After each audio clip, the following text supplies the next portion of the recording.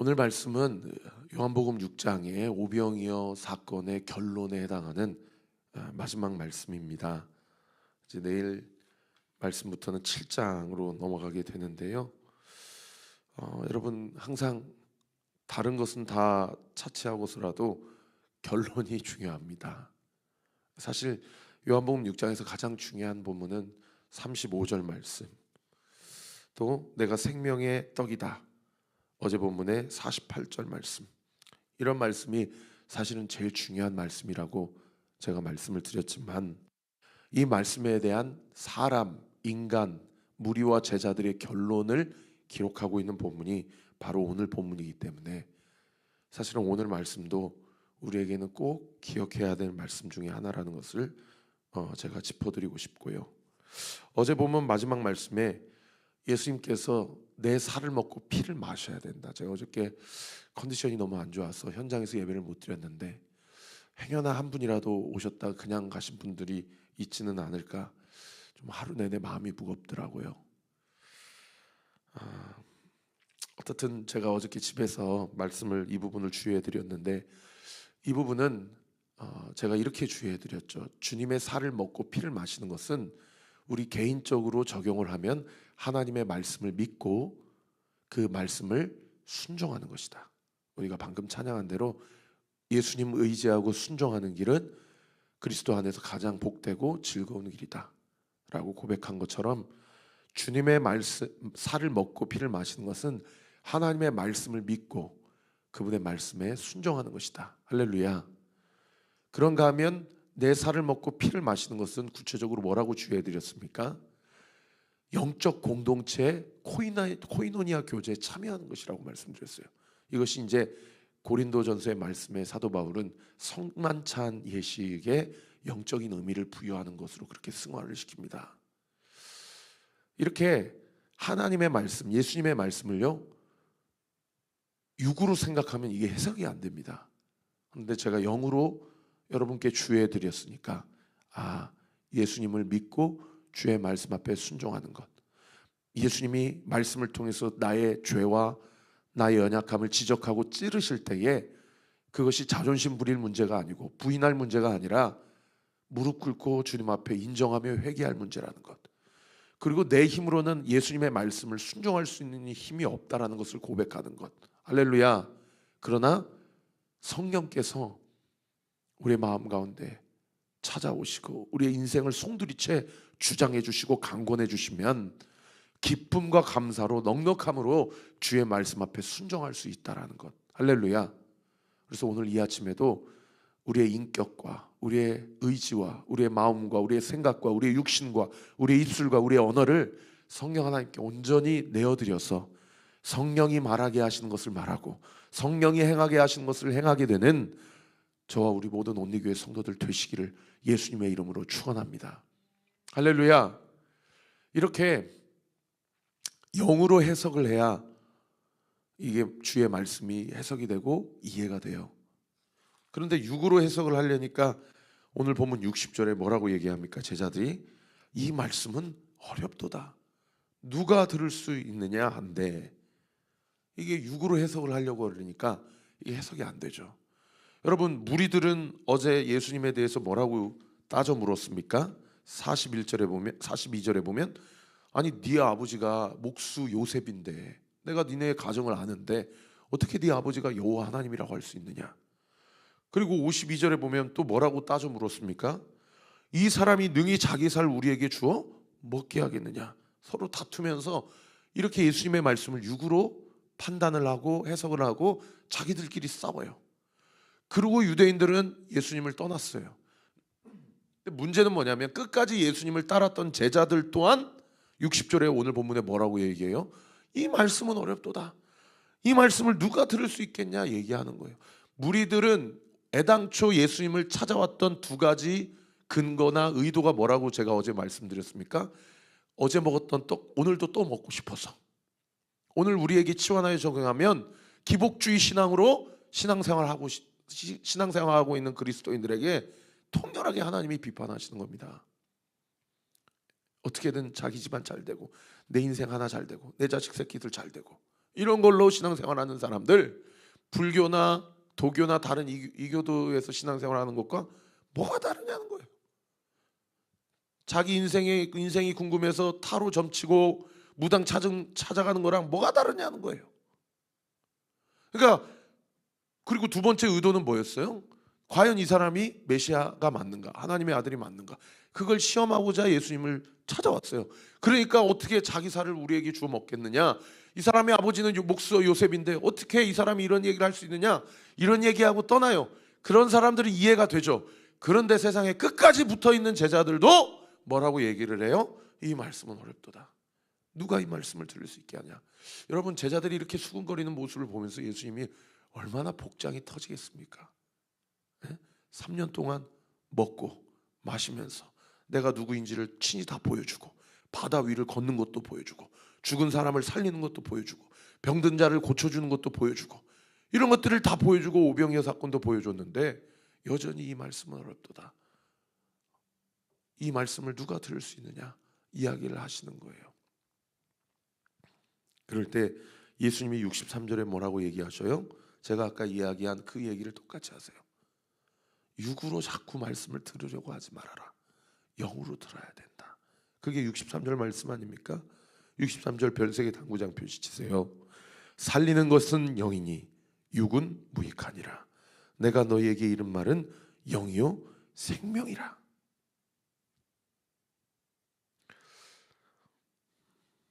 여러분, 말씀을 읽을 때 오늘 똑같이 새벽 예배재단을 쌓고 똑같이 기도 생활을 하고 똑같이 경건 생활을 하더라도 여전히 육으로 신앙생활을 하는 사람들, 그야말로 우리 조상들이 예전에 그릇에 물 한 그릇 떠다가 비나이다 새벽마다 자기 자식들을 위해서 기도하고 자기 가족을 위해서 기도했던 그 기도와 우리의 기도가 전혀 다를 바 없는, 진배 없는 종교 생활, 그런 맹신의 생활을 할 수 있다는 것. 여러분, 이 아침에 성령께서 내 마음 가운데 온전히 찾아와 주셔서, 아니 이미 내주하시는 성령, 이미 내 마음 가운데 찾아와 주셨고, 오늘 이 말씀이 최영천 목사의 설교는 들을 게 없구나, 내가 듣고 싶어하는 얘기를 하지 않으시는구나, 이렇게 치부할 것이 아니라 내 안에 예수님이 말씀하신 너희 안에 하나님을 사랑하는 마음이 없도다, 그 말씀이 내 안에 큰 찔림이 되어서 아버지 나를 불쌍히 여겨주시고 나에게 은혜를 베풀어 주셔서 내 힘으로서는 주의 말씀 한 구절도 하나님이 하신 의도로 해석하고 적용할 힘이 없지만 주께서 나와 함께 하시니 주께서 걸어가시는 길을 나도 걸어가게 될 것을 믿사오니 주님 나를 긍휼히 여겨주시고, 어저께 우리 목요 찬양 집회 때 다 두 손 들고 기도했잖아요.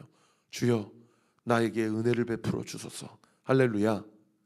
그런 은혜가 우리 사랑하는 온리교회 모든 성도들에게 있게 되기를 우리 구주 예수 그리스도 이름으로 축원합니다. 그래서 그러한 제자들에 대해서 64절에 예수님이 뭐라고 얘기하십니까? 너희 중에 믿지 아니하는 자들이 있다 하시니, 이는 예수께서 믿지 않은 자들이 누구며 자기를 팔 자가 누구인지 처음부터 아셨다.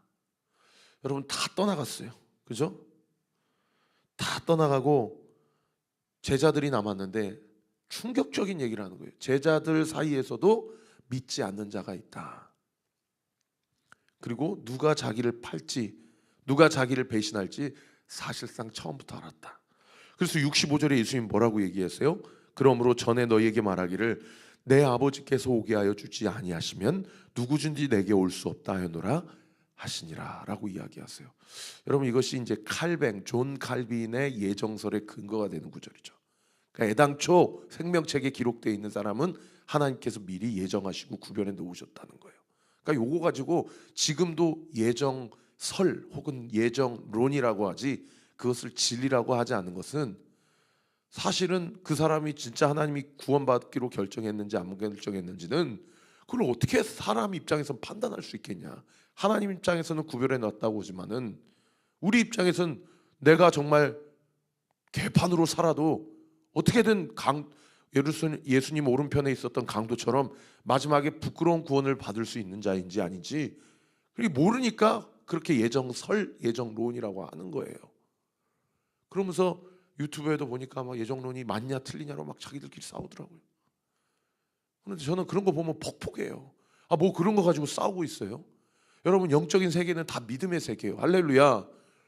내가 하나님 앞에 구원받은 자라고 믿고 행하는 거예요. 할렐루야. 그러고 믿고 행하면 그냥 행해집니까? 제가 아까 말씀드린 대로 나를 구원해 주세요. 나에게 은혜를 베풀어 주세요.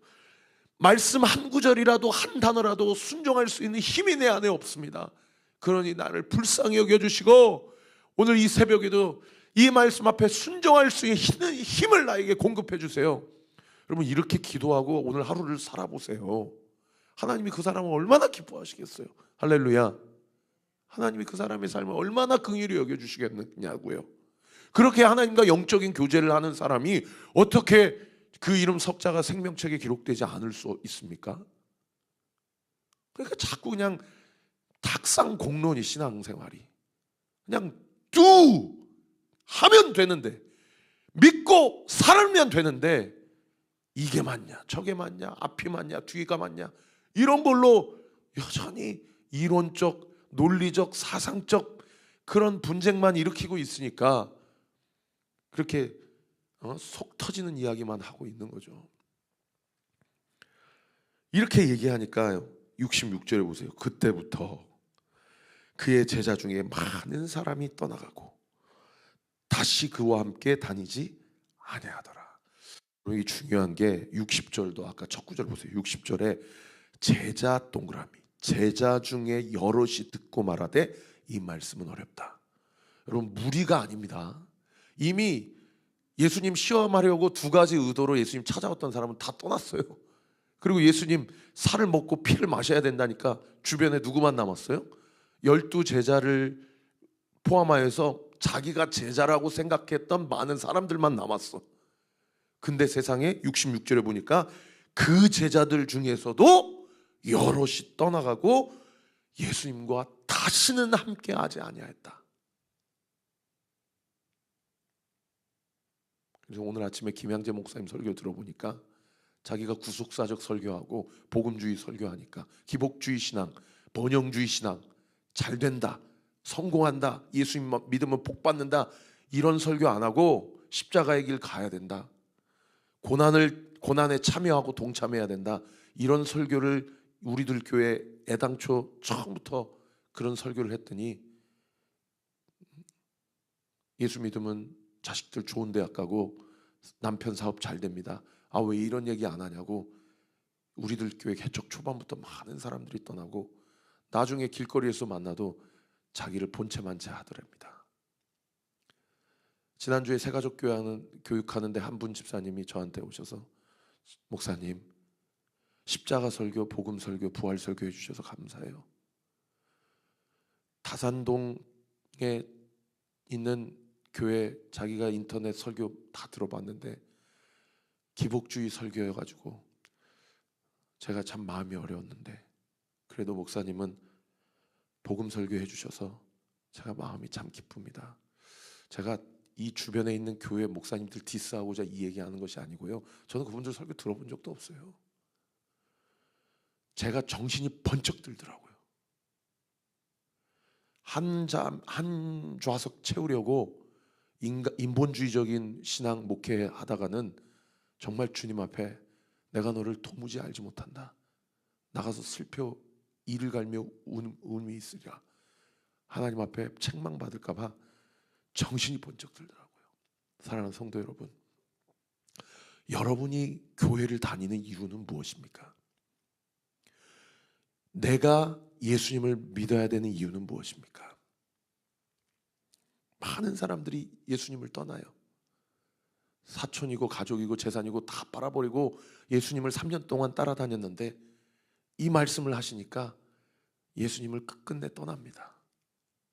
그런데 끝까지 떠나지 않고 예수님을 따랐던 두 부류가 있어요.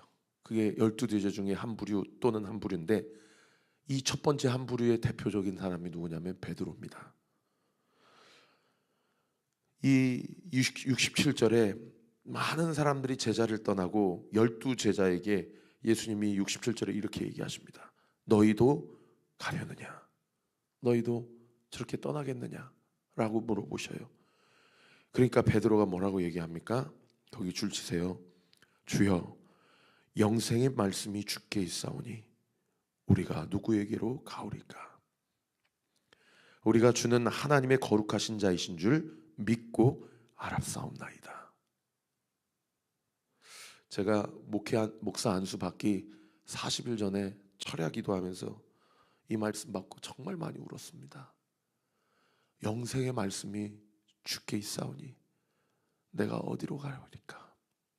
우리가 주는 거룩하신 자인 줄 믿고 알았사옵나이다.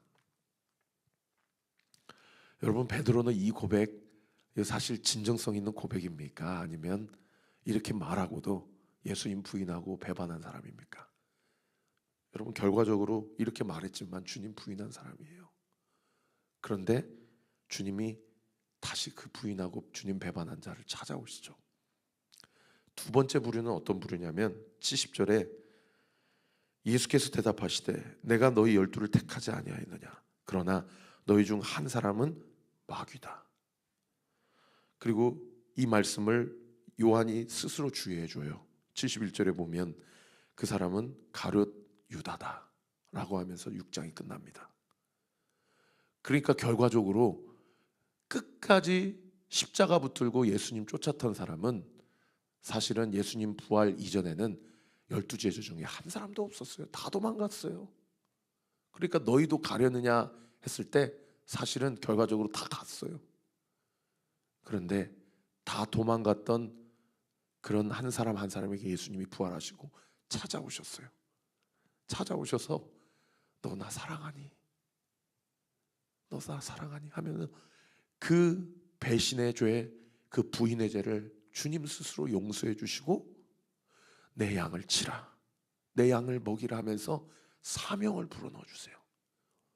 그런데 세상에 아마 가룟 유다도 그렇게 극단적인 선택을 하지 않았다면 예수님 찾아가셨을 거예요. 그런데 찾아갈 수가 없어요. 그러니까 베드로하고 가룟 유다하고 차이점이 뭐예요? 차이점이 없어요. 똑같이 예수님이 오늘 70절에 가룟 유다 향해서 이 말씀하신 건 뭡니까? 가룟 유다에게도 회개의 기회를 준 거예요. 사랑하는 성도 여러분, 말씀을 마무리하겠습니다. 우리는요, 우리의 힘으로는 주의 말씀은 영이고 육이 아니다. 이 말씀 해석할 능력도 없고 주님이 말씀하신 그 길을 걸어 나아갈 능력도 없습니다. 우리는 이거 인정해야 돼요. 그런데 감사한 건 뭔지 아세요? 주님이 찾아오세요. 주님이 찾아오세요. 그래서 능력도 없고 깜냥도 되지 않는 우리를 주님이 회복시키세요. 그리고 끝까지 주님 붙들고 그 사명 주시는 것 믿고 그렇게 남아 있었더니 약속대로 주님은 승천하시고 성령이 오세요. 그래서 그 성령을 통하여 사도행전의 그 놀라운 초대교회 역사가 시작되는 겁니다. 오늘 이 아침에 그 성령이 이미 오신 줄 믿고 지금이 성령 시대임을 믿고 그 성령께 간구하고 그 성령과 동행하는, 그래서 우리 온리교회가 성령이 역사하시는 교회, 하나님의 영광을 드러내는 교회, 하나님의 영광을 흘려보내는 성도, 영광스러운 교회가 되기를 우리 구주 예수 그리스도 이름으로 축원합니다. 기도하겠습니다. 아버지 하나님, 감사합니다.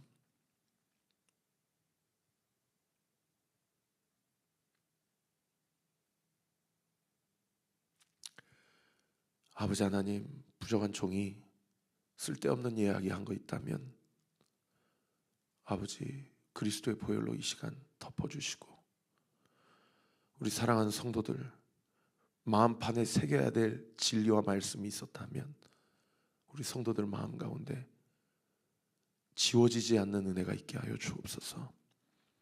우리는 우리의 힘으로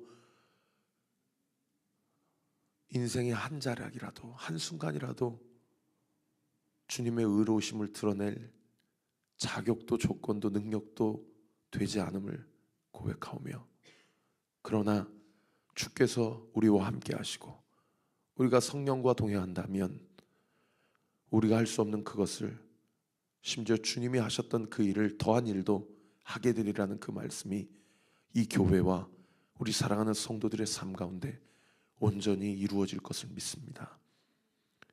그렇게 오늘 하루도 주와 동행하는 오늘 하루의 삶 되게 하여 주옵소서. 주님 사랑합니다. 오늘 이 새벽에 우리 성도들의 기도를 들어 주옵소서. 예수 그리스도 이름으로 기도하옵나이다. 아멘. 지금은 우리 구주 예수 그리스도의 은혜와 하나님의 사랑과 성령 하나님의 위로 교통 충만하심이 오늘 주신 말씀 붙잡고 성령과 동행함으로 하나님의 영광을 온전히 맛보고 드러내기로 결단하는 우리 사랑하는 온리교회 모든 성도들 머리머리 위에, 우리 교회를 위해 기도해 주시는 모든 기도의 동역자들 위에 지금으로부터 영원토록 함께 하시기를 간절히 축원하옵나이다. 아멘.